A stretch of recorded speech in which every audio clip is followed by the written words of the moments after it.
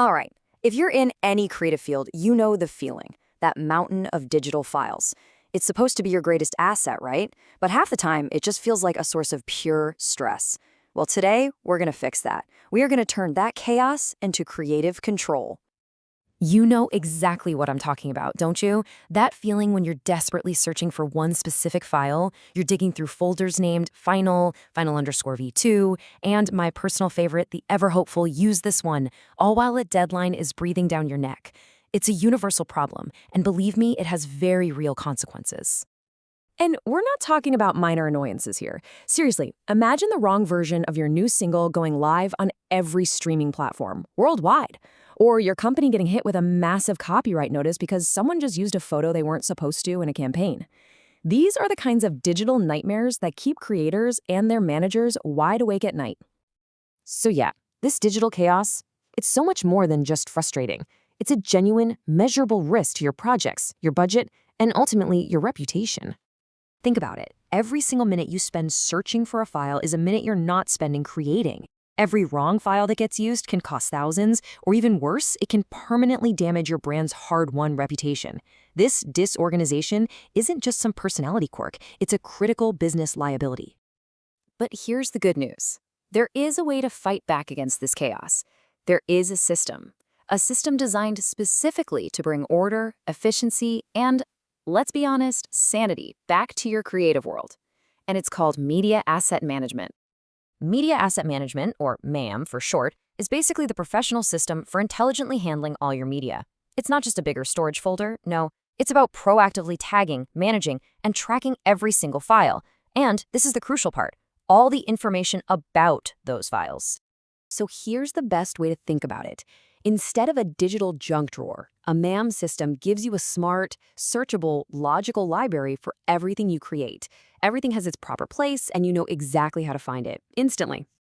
So how do we actually start building this library? It all begins with two fundamental principles that will completely change how you work. The first one is all about how you name your files, and just as importantly, where you keep them. Okay, just look at this slide. You can almost feel the sense of relief you get looking at that good column, right? The before side is pure chaos. I mean, final mix new v2 final.wave tells you almost nothing useful. But the after file, that tells a complete story. You know the project, the format, the version, even the date, all without ever having to open the file. It's a game changer. And building a name like that is actually super easy. You're just following a logical recipe. You start with the project or artist so you immediately know what it's for. Then describe the content so you're not guessing. Add a version number. Please add a version number. It prevents so many mix-ups. Note the technical details to save time later. And pop a date on there if it's helpful. It's a simple formula for instant clarity. So where do these beautifully named files live? Well, they live in a central, secure, and accessible place. It's time to move away from scattered hard drives and those chaotic email chains. Using a central cloud spot means your whole team is always working from the same single source of truth. That alone eliminates so much confusion. And of course, back it all up and control who has permission to see or edit what. You get security and accessibility all working together. Okay, on to our second big principle. Once your files are properly named and stored, you need to be able to track their history and understand their context. This is where we get into tracking and tagging. This is what we call version control, and it's basically a history book for each of your assets. Look at this timeline for a song mix. You can see every single change. Version 1.1 was just a small tweak, but whoa, version 2.0 was a major shift.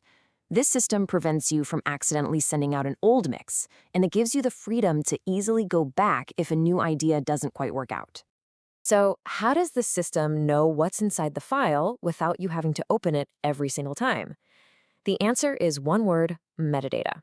And I absolutely love this analogy. Metadata is like the label on a package. It tells you what's inside.